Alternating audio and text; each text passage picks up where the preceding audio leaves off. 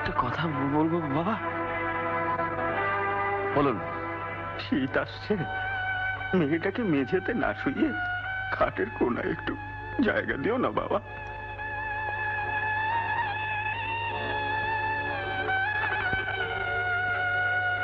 খাটটা কিনে পাঠিয়ে দেবেন? দেব।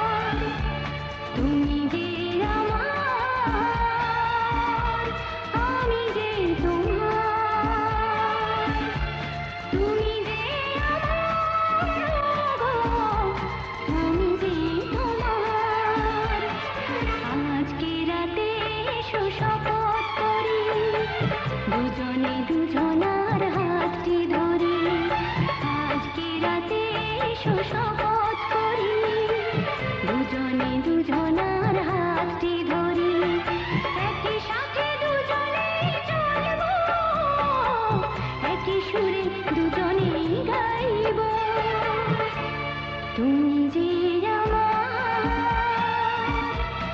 আমি যে তোমার, তুমি যে আমার, আমি যে তোমার, তুমি যে আমার গো, আমি যে তোমার,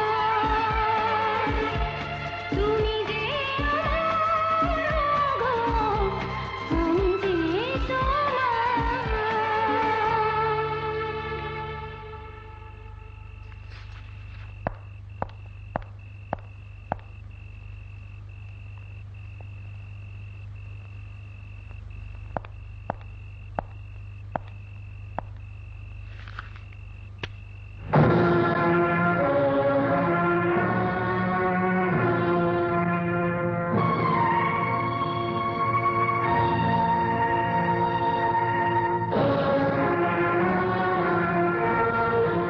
কি হলো? টাকাগুলো নিলে কেন?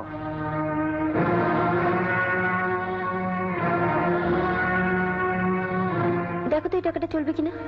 চলবে না? চলবে নাকি রে? গড় গড় করে চলবে। যদি না চলে? আমি থাকতে যদি না চলে? দে কলমটা দে। হ্যাঁ, গভর্নরের সই হয়ে গেল।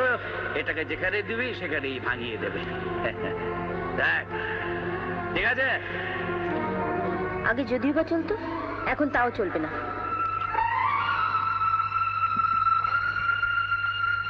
এই টাকাগুলো তুমি কোথায় পেলে? কোথায় পেলাম তার কৈফিয়ত তোমাকে দিতে হবে নাকি? হ্যাঁ হবে, কারণ এই টাকাগুলোই আমি আমার বাবাকে দিয়ে এসেছিলাম। হ্যাঁ, টাকা দেখেই চিনে ফেললে কেন? টাকার উপরে তোমার নাম লেখা আছে নাকি? আমার নাম লেখা নেই, কিন্তু তাপসদার নাম লেখা আছে, কারণ তাপসদা এই টাকাটার উপর নাম সই করে দিয়েছিল। দেখো।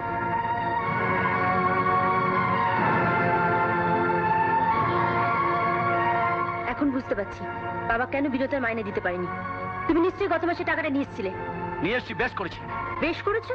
হ্যাঁ হ্যাঁ, বেশ করেছি। অসহায় বুড়ো মানুষটার মাথা একটা কাজের লোকের কাছে হেড করে দিয়ে তুমি বলছো বেশ করেছি? বললাম তো, যা করেছি বেশ করেছি। বেশ করেছি বলতে তোমার লজ্জা করছে না? তুমি না বিচারক সুশোভন চৌধুরীর ছেলে, ওনার ছেলে হয়ে ভিখারির মতো হাত পেতে। কি বললে? ভিখারি? তোরা এত বড় স্পর্ধা, বাবা বাড়িতে আছে যেন বউকে হাত তুলছিস। তোমরা ওকে বউ বউ করতে পারো, ও মোটেও আমার বউ নয়। ওকে বউ বলে মানি না। মানিস না তো কোন অধিকারে ওর বাবার কাছ থেকে টাকা চাইতে গেছিলি? বল, কোন অধিকারে? আজ ছেড়ে দিলাম, ফের যদি ওর গায়ে হাত তুলিস তোর হাত আমি ভেঙে দেবো। পরে কেন, এখনই ভেঙে দে না, যাতে করে আর কোনোদিন ওই হাত পেতে লোকের কাছে ভিক্ষে চাইতে না পারে।